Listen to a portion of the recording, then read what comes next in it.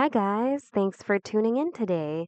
We're going to learn how to pin a post to the top of your feed in today's video. It's super quick and easy. Here's how you can do it. On your site's dashboard, go to blog on the left. Then go to posts. You should see all of your posts right over here. Look for the post you'd like to pin to the top and then click the three dot button next to it. Then click pin post. Once you do that, your post should be successfully pinned to the top of your feed. And that's it. Hope this video was helpful.